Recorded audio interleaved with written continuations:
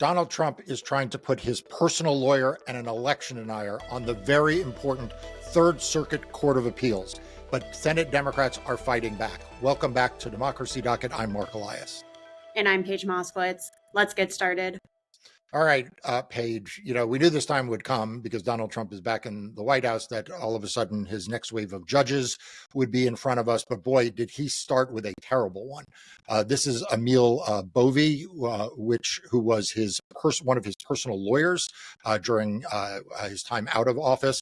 He then went to the Department of Justice, where he became one of Donald Trump's enforcers under Pam Bondi, and is responsible for so many of the terrible things that we have witnessed at the Department of Justice just in the last few months. And now he is up for a federal judgeship, not even at the district court level, but at the Court of Appeals at the Third Circuit, which covers New Jersey and Pennsylvania and some other states. And this is just, bone chilling. But I'll tell you what, watching the hearings, Senate Democrats did a really nice job of making clear just who this guy is. Right, Marc. And if that background wasn't bad enough, right? Bove was one of Trump's personal lawyers. Now he's at the DOJ. Right before the confirmation hearing, a whistleblower report came out from a former attorney at the DOJ who said that Bove suggested to senior DOJ officials that they say F you to courts and judges, and that they ignore court orders halting some deportation flights. Yeah. And, in some ways, I hate to even refer to this as a whistleblower. I mean, first of all, this person is on the record. We know who it is. It's a long-standing Department of Justice lawyer who won awards and accolades under both Democratic and Republican administrations. It's someone with a lot of experience in the immigration field in particular.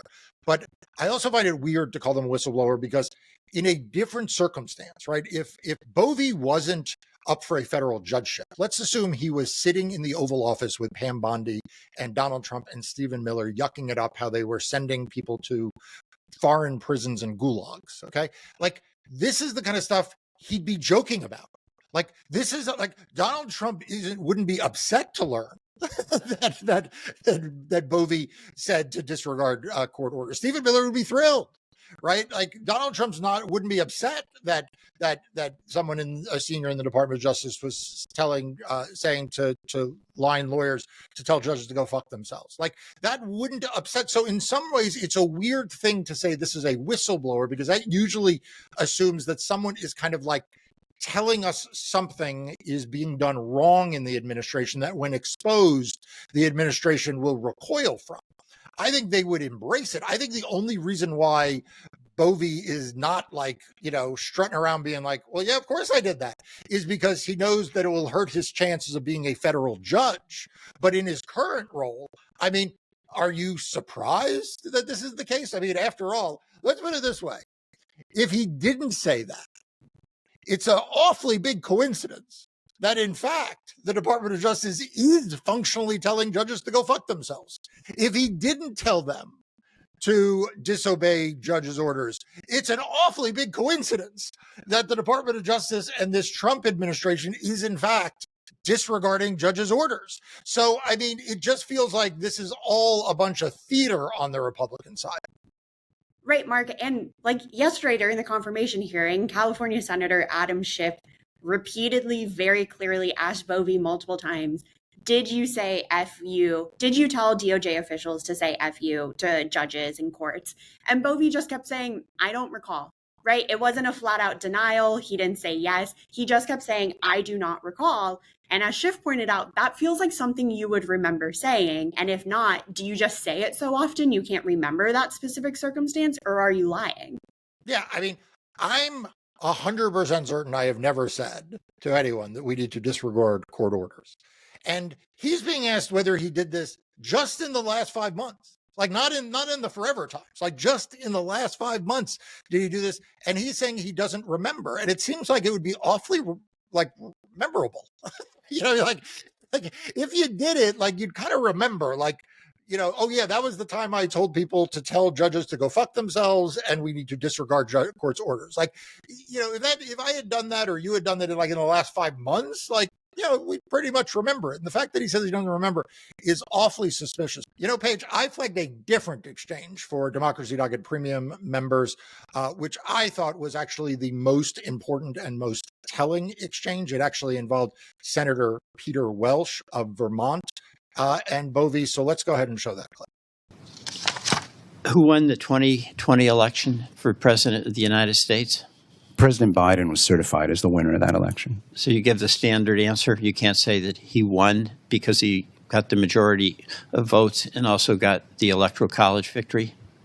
I think the characterizations that you just made, Senator, are both political, and so I can't address them under the canons, and they're also tied up in ongoing litigation. Okay, so that is Bove doing the dance that Republican election deniers do. That is the language they use. It is kind of the secret code or the not so secret code that election deniers use to signal to each other that they are election deniers, right? This it's kind of like, remember, for a long time we had the folks who would be like, oh, we are not a democracy, we're a constitutional republic. Remember that?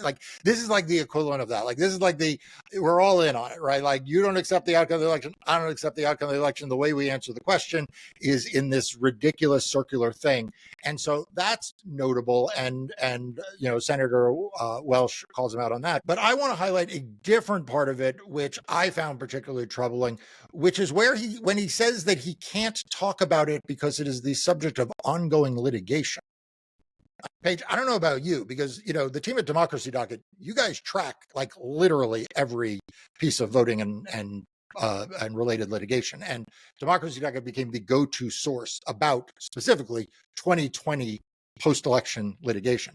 And so I went back to the website. By the way, I recommend everyone subscribe to Democracy Docket and check out their website. Links above and in the description below. But I went to the website and just double checked myself to say, are there any remaining pending cases involving the 2020 post-election? Of course there are not. I didn't even need to check. I know I litigated those cases. There is no pending litigation there. So it leads you to a few conclusions. And I don't know which one you go with, but option A, he was just lying. It was he didn't want to answer the question. It felt good to say in the moment. It wasn't true. And that's option one. Always a possible option when it comes to someone in the Trump administration. Option two is that he is claiming that the ongoing criminal cases in a handful of states involving the fake electors, that is the litigation that is ongoing. That, of course, makes literally no sense because none of those cases involve him. None of those cases involve the Department of Justice. None of those cases are even in states covered by the Third Circuit. But it can't be that that's the reason why he can't answer the questions to who won the election. I mean, that's insane. And then the third possibility, remember the social media post that Donald Trump posted last week? And I'm going to put it up on the screen here and read the relevant part.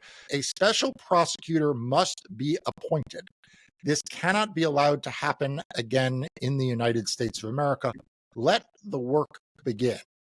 And, when he posted this, I wrote for Democracy Docket Premium members about that. I thought that Donald Trump would be taken literally and seriously by Pam Bondi and, yes, by Emil Bove, and that they would open a criminal investigation into the 2020 election, into the fact that it was a free and fair election that they won and that they now want to discredit through a criminal investigation. So my assumption is that this was him sort of admitting and acknowledging without saying such that in fact they have taken their orders from Donald Trump and that is what he is referring to. What do you think? I think it's probably the last one. That's the only one that makes sense. There would, like you said, there's no ongoing litigation that the DOJ is involved in. So you checked Democracy Docket there too? I checked Democracy Docket. I know that there were 65 post-election cases in the 2020 election involving Donald Trump and Republicans trying to contest and overturn results. They lost all except Marc. I think a very minor victory in one of the cases in Pennsylvania. In Pennsylvania, which we should circle back to talking about the Third Circuit in a moment. But it makes no sense. There's nothing that he couldn't talk about right now as a current DOJ employee. And I think, again, to your point, It's that almost dog whistle of not saying that Joe Biden won the 2020 election, but saying that Joe Biden was certified as the winner of the 2020 election, right? He can't admit Joe Biden won the popular vote, won the Electoral College. The Trump Republican Party line is that Joe Biden may have been certified the winner of the 2020 election, but that leaves room for questions. Yeah, Paige, by the way, that one case was very Pennsylvania. It involved the number of days people had to cure their ballots when there were problems like mismatched signatures and the like. It was a precursor to like 1,000 videos that you and I have done ever since. But it is a signal to everyone and a warning sign for everyone about what kinds of judges we're going to be getting from Donald Trump. That he not only put his personal lawyer on the Third Circuit, but that he didn't even give him the permission structure to just say in his Senate confirmation hearing, yes, Joe Biden won the election. Like, he's not giving that permission to anyone. Like, not even people who will do his bidding as federal judges get the permission to do that. They all have to continue to walk and toe this line, even though they're not technically political appointees, they're judicial appointees. And so I think this is a really big warning sign for the future. We actually have a couple of articles up on the Democracy Docket website right now from folks at the Alliance for Justice, which is a progressive organization focused on maintaining high judicial standards in our federal and state court systems. You should check them out right now. One of them talks about how we need to vet Trump's judicial nominees for their views on presidential power to ensure that Trump nominees are not just going to grant the executive branch power that's unrooted or unfounded in constitutional principles. And then a second article, which actually just came out, that focuses on Emil Bove, talking about Trump's ongoing spat with the Federalist Society and Leonard Leo, marks a very frightening turn in where judicial nominees are going to go. So you can read both of those on Democracy Docket at the link above or in the description below. Marc, we mentioned Pennsylvania and the Third Circuit before. So let's just talk about that briefly. It's not just that Emil Bove was nominated to be a federal judge. It's that he was nominated to be a federal judge on the Third Circuit Court of Appeals. What exactly does that mean? So yeah, the Third Circuit's a very important circuit, and actually a very important circuit for a couple of reasons. First of all, it is the circuit that oversees cases that come out of the district courts in Pennsylvania, New Jersey, and Delaware. Okay. Pennsylvania saw as many, if not more, election-related cases in the last 5 years as any state in the country. So it is a very, very important circuit that way. It's also an important circuit because, unlike some, it is fairly heterogeneous in terms of judicial ideology. You have a lot of judges who have been appointed by both presidents, but also who kind of, don't fit neatly into a box of very hard right or, very pro-democracy. You get a lot more variation among the judges, and that makes it not like some of the other circuits that we're used to, like the Fifth Circuit, where, there's a very strong ideological bent to the circuit. And so someone like an Emil Bove can change not just the outcome of cases, because we are pretty sure I know he'll rule in election and voting cases, but also the culture of it, right? He is a much more divisive figure. He is someone who has been involved in firing people at the Department of Justice who don't toe every last comma of the line that comes out of the White House.